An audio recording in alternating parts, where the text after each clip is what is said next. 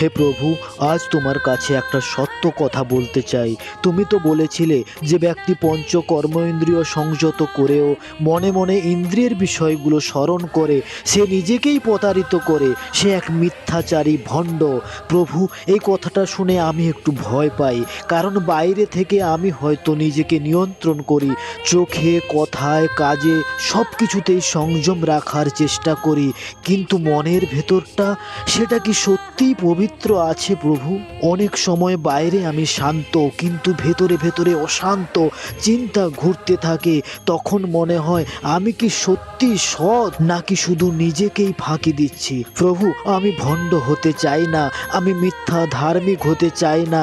তুমি আমাকে এমন শক্তি দাও যাতে আমার মন আর কাজ দুটোই এক হয়ে যায়, যাতে আমি শুধু বাইরে নয়, ভিতর থেকেও সত্যিকারের পবিত্র হতে পারি। আমার চিন্তা, আমার অনুভূতি সব কিছু যেন তোমার আলোয় পরিষ্কার হয়ে যায়। হে প্রভু, আমাকে এমন পথ দেখাও যেখানে আমি নিজেকেই আর কখনো প্রতারিত না করি। কারণ তুমি তো জানো, মানুষকে ফাঁকি দেওয়া সহজ, কিন্তু নিজের মন আর তোমাকে ফাঁকি দেওয়া কখনোই সম্ভব নয়।